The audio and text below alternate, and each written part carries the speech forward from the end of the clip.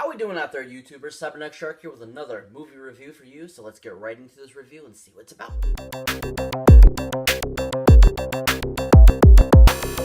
So the other day, I had the pleasure of watching a great horror film remake called My Bloody Valentine. Now, this is a remake of the 1980s horror film of the same name. This was made in 2009.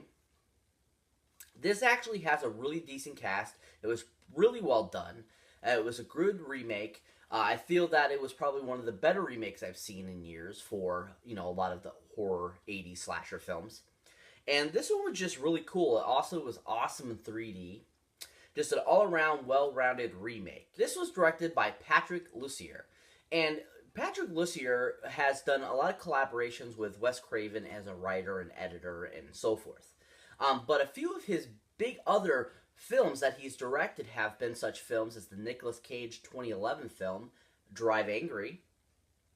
He also directed in 2000 a great other horror film called Dracula 2000 as well. Now, Patrick Lussier, I thought, did a really good job with this film. Now, like I said, I feel it's a really good remake of a 1980s slasher film.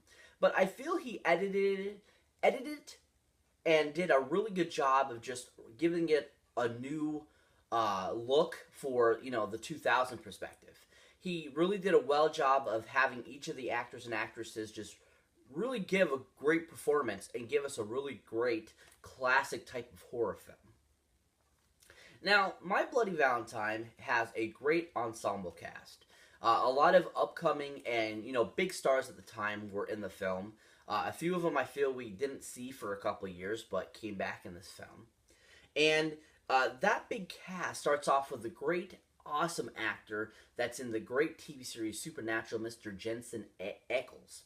Now, Jensen Ackles, like I said, is in the great Supernatural TV series. But he has done a few other, bit parts in films. But mostly he's been doing the TV show of Supernatural. And I thought he did a decent job in the film. I really liked his character. I felt he put a lot of passion into the role.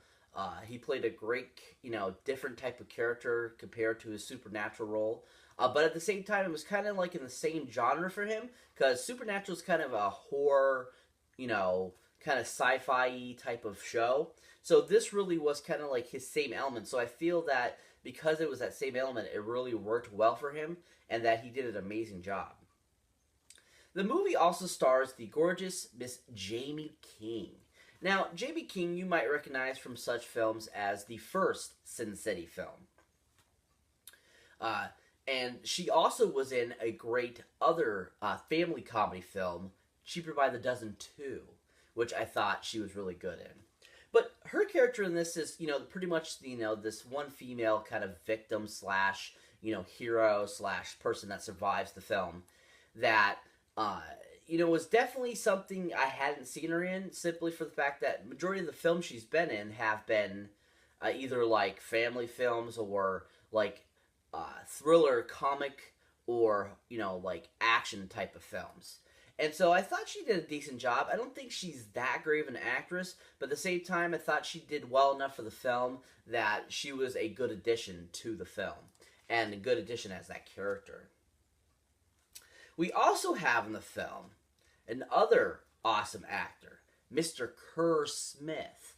Now, Kerr Smith has been in a few movies over the years, and like I said, in this film, a few of the actors had been on and off the grid. He was actually one of them. He kind of was big in the early 2000s, late 90s, and then he kind of disappeared for a few years and then popped back up in this. So it was fun to see him back in acting because I thought he was a decent actor. Some of the films that he's actually been in is the first Final Destination film, which I thought he was a really good asshole in that film. He just played such a great character in that. And he almost plays that same type of character in this. And I just feel that's one of his best types of roles. He's just really good at playing those characters. But he also was another horror film in the early 2000s called Forsaken, which is about vampires. And he was really good in that too. He kind of actually plays the hero in the film, so it was kind of different seeing him kind of be trying to be nice and trying to be the macho superhero slash hero type. So that was interesting to see him in. But he did a really good job in this film. I really enjoyed him in it. I thought he played a great sheriff, and just all around kind of like creep but slash kind of hero type in this as well. And just he did a great job. It was a really well decent and played role for him that he really took his talents and used them for, and I thought he did a great job. So now, if you're not familiar with My Bloody Valentine, just like the original, this one is actually pretty much, written point to point the same type of thing that's happening. So basically what happens in this film is, in this town called Harmony, there's this mining incident that basically causes one of the miners to go crazy and it kills 22 people. And he's supposedly killed, and so then 10 years goes by, and all of a sudden the same thing starts happening again. And they're trying to figure out, is he back, or is there a new killer amongst us? And they got to figure out who's doing it and stop him. So, I mean, it's a really good plot, simple, basic type of horror plot, of the slasher film genres from the 80s. Like I said, just a really good all-around great remake. I really enjoy this. I feel this is up there with, like, the remake of Friday the 13th and A Nightmare on Elm Street. I know those two didn't do too well in the box office, or a lot of people give them slack, but I feel that they're really decent remakes for their time. And even though they didn't get like the recognition they deserved, I feel they're still really good along with this one. And I believe this one actually did pretty decent. I think a lot of people have preferred this one over the other ones, but at the same time I feel that they're the same caliber, all three of them. And I think they did a really good job. And this was just a really good film. I'm glad I finally got it on Blu-ray. It's awesome that it has the 3D version on it.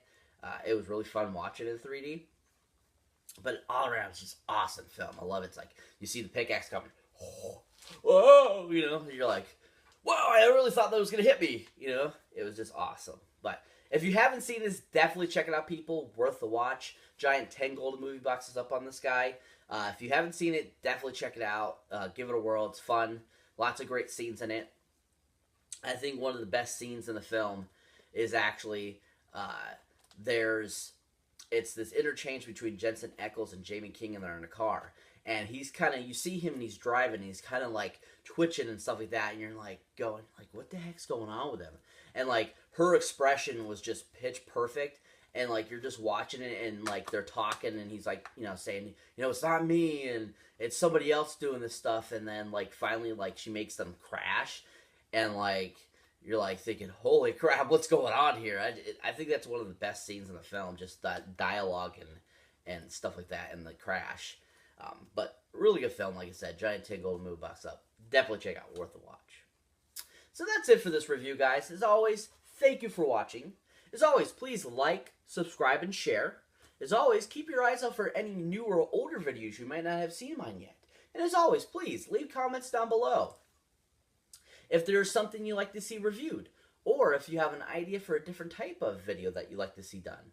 And also, please leave down in the comments if you have any such ideas of, like, what you would like to see in the next video, maybe. Maybe we could do, like, a basis thing, like, oh, give me an idea for a new video for next week, or, so forth. All that good stuff. And as always, I'll catch you in the next one.